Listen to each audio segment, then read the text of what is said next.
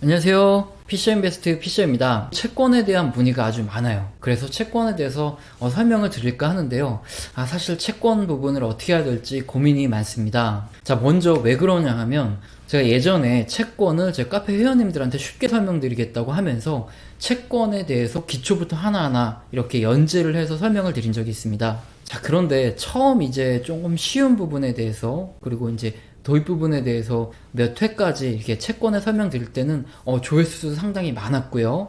댓글도 많고 질문도 되게 많았습니다. 자, 그런데 채권의 가격 계산 공식부터 듀레이션, 회수율 계산부터 해서 이렇게 내용이 점점 어려워졌거든요. 그러면서부터 조회수가 급격히 감소를 하고 질문이나 댓글도 점점 없어졌습니다. 그래서 저도 이런 생각이 듭니다. 아마 제가 채권에 대해서 설명을 계속 드리게 되면 한두 시간 만에 끝날 게 아니고 지속적으로 제가 영상을 만들어야 되는데 처음에는 조회수도 많이 나오고 반응도 좋겠죠. 하지만 지금 영상을 시청하시는 많은 분들이 대부분 다 생업이 있으실 거예요. 직업이 있으시거나 아니면 가정 일을 하시거나 그러실 텐데, 자, 힘들게 일을 하고 오셔서 재테크를 하시려고 영상을 보시는데 갑자기 무슨 수학 문제를 이렇게 설명을 드리게 된다면, 자, 여러분은 보실까요? 미분, 적분 이런 것처럼 이렇게 어려운 공식 써가며 설명드리면 볼까요? 아마 저는 좀 안 볼 것 같습니다. 그리고 봐도 좀 졸리니까 그냥 자게 되고요. 예전 학교 다니실 때 암기 시간 그리고 수학하는 이런 시간마다 나오면 가슴이 뛰고 너무 재밌어 이러신 분들이면 모를까,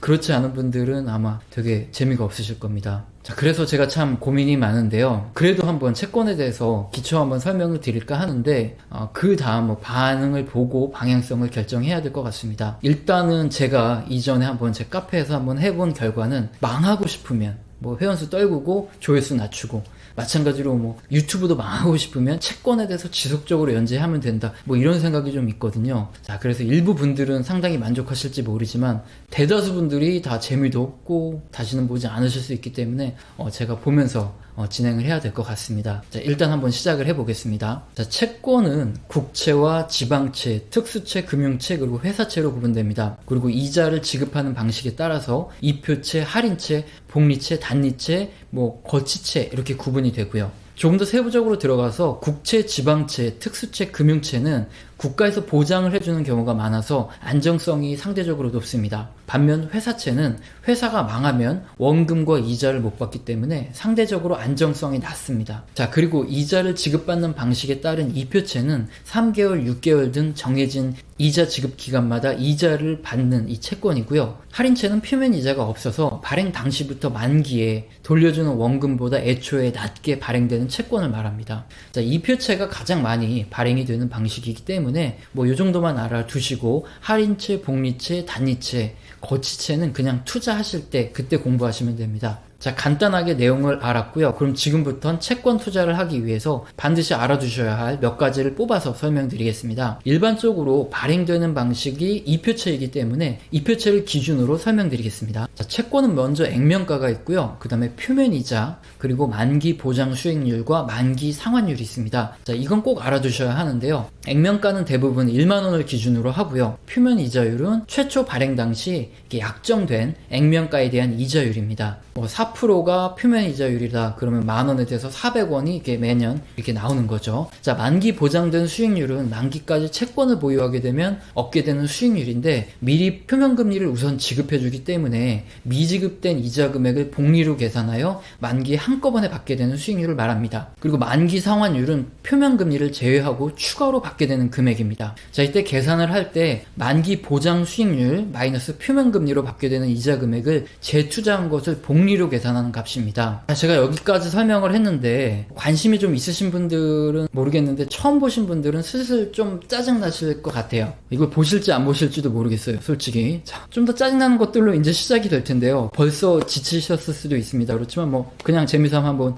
봐주시기 바랍니다. 자, 그런데 문제는 실전에서 우리는 채권을 매입할 때 액면가 만원에 구입하는 게 아니에요. 중도의 매수 또는 매도를 하기 때문에 이때 시중의 이자율이 변동하기 때문에 채권의 가격도 변동합니다. 자, 우리는 채권의 가격이 어떻게 결정되고 얼마에 사는 게 맞는지 이거를 알아야 되겠죠. 채권 가격은 미래 현금 흐름 나누기 채권의 할인율입니다. 채권의 미래 현금 흐름이 뭐냐면, 자, 액면가 1만 원이고 표면 이자율이 4%인 이표채가 있고 이자 지급 단위가 매월 3개월이고요. 잔존 만기가 2년인 채권이 있다고 하겠습니다. 자, 그러면 3개월마다 100원의 이자를 지급받고요. 만기에 원금을 지급받는 거죠. 그리고 우리는 최초에 매수한 것이 아니라 발행 후 1년 4개월 후에 매수를 했다고 하겠습니다. 자, 그럼 미래 현금 흐름은 얼마일까요? 자, 만기가 2년인데 3개월마다 이자를 100원씩 지급을 받는 거죠. 4%니까요. 표면 이자가. 자, 그러면 2개월 후에 100원이 이자가 지급되고요. 3개월 후에 100원, 3개월 후에 또 100원, 그리고 만기에 만원이 지급받습니다.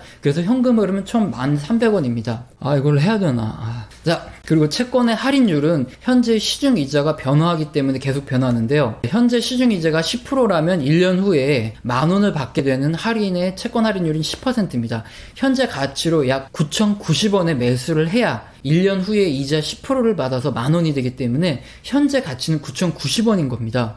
현재 시중 이자율이 10%라면요. 자, 이것을 할인율이라고 계산하는데요. 계산율은 1 플러스 이자율을 잔존 기간 후에 n승으로 계산합니다. 자, 지금 제가 설명드린 게 미래 현금 흐름 설명드렸고요. 그 다음에 할인율 계산도 설명을 드렸습니다. 그렇기 때문에 채권의 가격이 나오겠죠. 자, 채권의 가격은 미래 현금 흐름 나누기 1 플러스 이자율을 잔존 기간의 n승으로인 할인율로 나눈 값입니다. 자, 이렇게 하면 현재 채권을 매수할 때 동일한 채권의 이자율을 봤을 때 내가 얼마의 채권을 매수하는 것이 적정한지 이것을 알 수 있죠. 자, 근데 이 공식은 부도의 가능성이 0이라고 볼 수 있을 경우에 해당합니다. 만약 투자하는 채권이 회사채여서 부도의 가능성이 높은 시기라면 계산된 이론 가격의 리스크 가격을 반영하여서 채권의 가격은 현저히 더 낮아지고요. 반대로 회사가 급격히 좋아질 경우에 채권의 만기 부도 가능성이 발행 당시보다 높아지기 때문에 채권의 현재 가격은 크게 오릅니다. 자, 이제 여기까지 채권을 투자할 때 가장 기본적으로 알아야 되는 채권의 액면가, 표면이자, 보장수익률, 만기 상환율, 그리고 채권 가격 및 현금 흐름, 그리고 할인율의 계산법, 이 기초를 알아봤습니다.